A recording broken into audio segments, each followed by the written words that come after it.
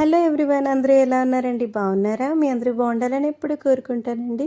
Video ఎక్కడ skip చేయకుండా కంప్లీట్గా చూడండి. నచ్చినట్టయితే ఒక లైక్ ఇవ్వడం మాత్రం మర్చిపోకండి. ఈరోజైతే నూకలమ్మ తల్లికి ఉపారం పెట్టేశానండి. అంటే ప్రతి సంవత్సరం కొత్త అమావాస్య రోజు నూకలమ్మ తల్లికి అయితే ఉపారం పెడతాము. తర్వాత ఏంటంటే వీలుంటే తల్లి గుడికి అయితే వెళ్తాం దర్శనంకి. లాస్ట్ ఇయర్ అయితే వెళ్ళడం అవ్వలేదండి. ఈ ఇయర్ అయితే వెళ్ళాలండి, తప్పకుండా తల్లి దర్శనం అయితే చేసుకోవాలి. మాకు ఇక్కడైతే దగ్గరలో గుడి ఉందండి, నూకలమ్మ తల్లి గుడి. చాలా పెద్ద విగ్రహం అండి, చాలా పెద్ద గుడి కూడాను. పెద్ద గుడి అనమాట. ఎంత బాగా చేస్తారు తెలుసా అండి. ప్రతి సంవత్సరం ఒక జాతరలా చేస్తారనమాట నూకాలమ్మ తల్లి పండగ. మనం ఇంట్లోనైతే పూజ చేసుకుంటామండి. ఇలా వెళ్ళని వాళ్ళు, ఎవరైనా వెళ్ళలేని వాళ్ళు ఉంటారు కదా, వాళ్ళైతే ఇంట్లోనే ఉపారం పెట్టేసి తల్లికైతే చీర మొక్కుతారనమాట. నేనైతే ఎప్పుడు గుడికి వెళ్ళినా ఇంట్లో అయితే చీర అనేది మొక్కేస్తానమాట. సో ఇవాళ అయితే అదే చేస్తున్నాను. అమావాస్య ముందు రోజు అయితే, అంటే ఉగాది ముందు రోజు, కొత్త అమావాస్య రోజు అయితే ఉపారం పెడతాము నూకాలమ్మ తల్లికి. నేనైతే మార్నింగే లేచాను, 4:30కి లేచేసి మొత్తం ఇల్లు అది శుభ్రం చేసేసాను. అంతా అంటే మేడ్ కోసం చూడలేదు, తన కోసం చూసుకొని కూర్చున్నామంటే అలా లేట్ అయిపోతుంది కదా, ఎలాగో లేచాను కదా అనేసి స్నానం చేసేసి చక్కగా పూజ కోసం అన్నీ సిద్ధం చేసేసుకున్నాను. ఉపారం అంటే పెద్ద ప్రాసెస్ ఏం కాదండి. పప్పు, అన్నము, తర్వాత ఏంటంటే మైదాపిండి అయితే మైదాపిండి, గోధుమ పిండి అయితే గోధుమ పిండి, బెల్లం వేసి నెయ్యితో అట్టు పోస్తాం అనమాట. వీలున్న వాళ్ళైతే బూరెలు వేస్తారంట. అంటే అత్తయ్య ఏం చేసేవారు నాకు గుర్తులేదనమాట. సో నేనైతే ప్రతి సంవత్సరం ఇలా అట్టే పోసేస్తాను. ఈ సంవత్సరం కూడా అట్టే పోసాను. అన్నము, పెసరపప్పు, తర్వాత అట్టు పోసి అరటిపళ్ళు, మన దగ్గర ఏమైనా పళ్ళు ఉంటే నైవేద్యం పెట్టేసి కొబ్బరికాయ కొట్టేసి తల్లిని అయితే పూజిస్తాం. అంటే ఉపారం పెడుతుంది ఎందుకంటే ఆ చల్లని తల్లి ఈ టైంలో, ఉగాది టైంలో చాలామందికి గాలి చల్లడం ఇవన్నీ ఉంటాయి కదండి. ఆ తల్లిని శాంతపరచడం కోసం మనం చేసే చిన్న ముక్క అనమాట, ఇంట్లో చేసే ప్రాసెస్ అది. నాకు తెలిసింది ఇదైతే మాత్రం. మరి ఇంకా ఎందుకు చేస్తారన్నది అయితే మాత్రం మీకు తెలిసి తప్పకుండా కమెంట్ చేయండి. ఆ తల్లిని అయితే శాంతపరచడం కోసం తప్పకుండా చేస్తారు. మా మమ్మీ అయితే మా చిన్నప్పుడు నాకు చెల్లికి ఎక్కువ గాలి జల్లేదనమాట. సో అందువల్ల మమ్మీ అంటే అప్పుడు దండం పెట్టుకున్నారంట, ప్రతి సంవత్సరం తల్లి నీకు చీర పెడతాను, నీ గుడికి వస్తాను అనేసి ఎప్పుడు మమ్మీ అయితే చేస్తారండి. అదే చెప్తా ఉంటుంది అనమాట మమ్మీ. అప్పటి నుంచి తల్లి అయితే మాకు చల్లగా చూస్తుంది. అందుకోసం మన పిల్లల కోసం, మన కోసం అయితే తల్లిని మొక్కుకుంటాము. నేనైతే రైస్ పెట్టేశాను. రైస్ పెట్టేసి, అంటే అన్నం వండుతాం కదండి, అన్నం వండేసి దాని మీదేమో ఒక పోగు వేసి దాని మీద కొంచెం పెసరపప్పు వేసేసుకుంటాం అనమాట. అట్టు పోసేసానండి, నెయ్యి వేసి పోసాను అనమాట. అట్టు పోసేసి తర్వాత కొంచెం పప్పు వేసి నెయ్యి వేసేస్తాము. తర్వాత పళ్ళు, అరటిపళ్ళు పెట్టేసి కొబ్బరికాయ కొట్టేసి దీపారాధన చేసి కొబ్బరికాయ కొట్టేసి హారతి ఇచ్చి పూజ చేసేసుకోవడమే. సింపులేనండి. చలివిడి వడపప్పు కూడా పెడతాం, అమ్మవారు కదండి, చల్లదనం కోసం తల్లికైతే చలివిడి వడపప్పు పెడతాం అనమాట. సో చాలామంది ఏం చేస్తారంటే ఇది చాకలకి ఇచ్చేస్తారు. వీళ్ళు కాని వాళ్ళైతే ఆవుకు పెడతారనమాట. నేనైతే ఇవాళ ఆవుకి పెట్టేశానండి.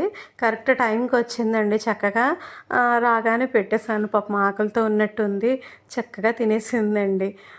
పూజ అంతా ఫినిష్ చేసేసుకున్నాను. చాలా బాగుంది. ఆ తల్లి చల్లని దీవెన అందరి మీద ఉండాలి, అందరూ బాగుండాలి, అందరూ నేను కూడా ఉండాలి. తల్లి అందరికీ మంచిగా దీవిస్తుందండి. అందరూ హ్యాపీగా చేసుకోండి ఉగాది అన్న కొత్త సంవత్సరం. చాలామంది అదే అంటున్నారు. రేపు అంటండి ఎవరి దగ్గర అప్పు తీసుకోకూడదు, ఎవరికి అప్పు ఇవ్వకూడదంట. తర్వాత ఏంటంటే అబద్ధం ఆడకూడదంట, ఎవరిని దూషించకూడదంట. అంటే చాలామంది ఇదే చెప్తున్నారనమాట. రేపంతా సంతోషంగా ఉంటే సంవత్సరం అంతా సంతోషంగా ఆనందంగా ఉంటారంట. డాడీ అయితే మార్నింగే కాల్ చేసి చెప్తున్నారు, పెద్ద హ్యాపీగా ఉండండి రా, ఎప్పుడు మీరు ఇలాగే సంతోషంగా ఉండాలి అనేసి మార్నింగ్ ఫోన్ చేసి డాడీ చెప్తున్నారు. నాకు అలా చెప్పగానే కళ్ళంట హ్యాపీగా ఉంటావురా, ఎప్పుడు నువ్వు సంతోషంగా ఉండాలి అనేసి డాడీ చెప్తుంటే నాకు కొంచెం ఎమోషనల్ అయిపోయానండి. ఎప్పుడు పేరెంట్స్ పిల్లలు మంచిగా కోరుకుంటారు కదా. సో డాడీ అయితే ఫోన్ చేసి చెప్పారనమాట. చెప్పగానే నేను చాలా ఎమోషనల్ అయిపోయానండి నిజంగాను. అంటే ప్రతి సంవత్సరం ఇలా సంతోషంగా ఆనందంగా చేసుకోవాలి అనేసి మనస్ఫూర్తిగా దేవుణ్ణి వేడుకొని పూజ అయితే ఫినిష్ చేసేసుకున్నానండి.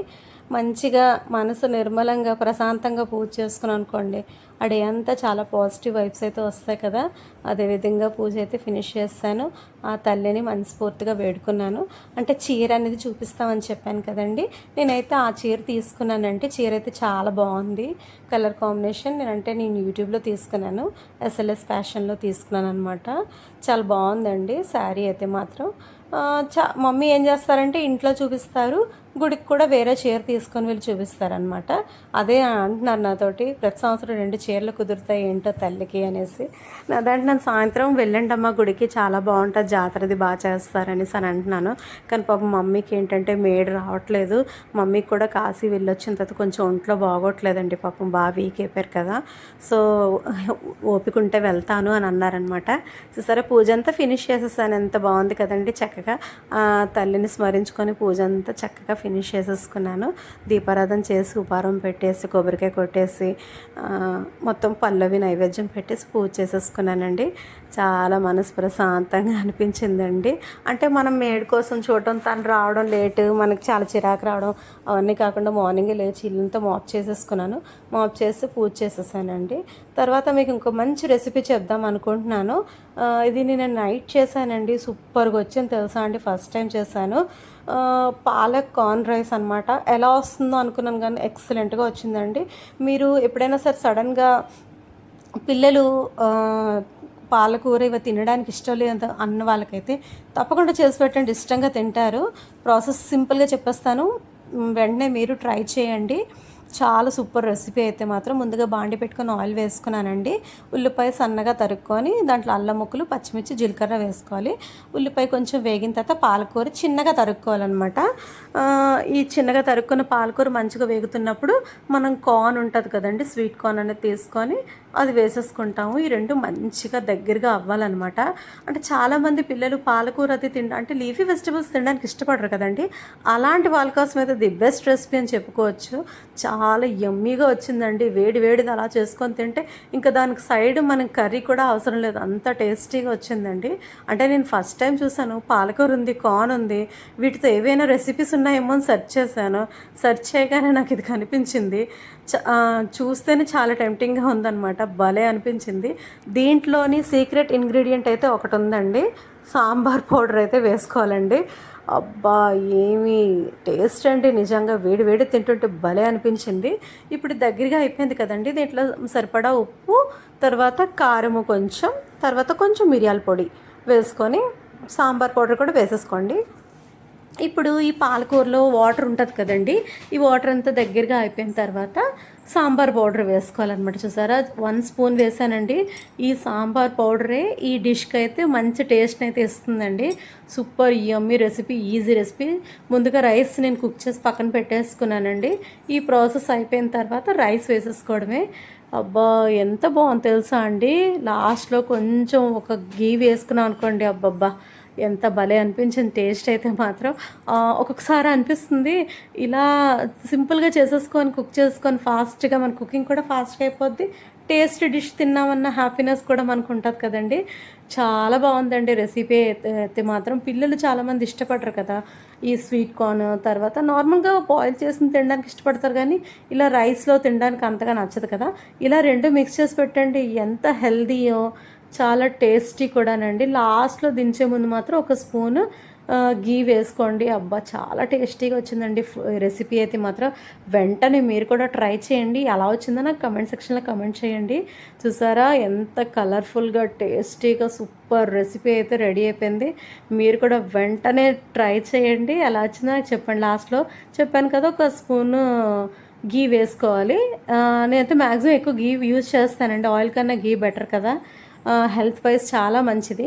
నేను ఇంట్లో ప్రిపేర్ చేస్తాను, మీగడ అట్టే పెట్టి దాంతో చేస్తానన్నమాట.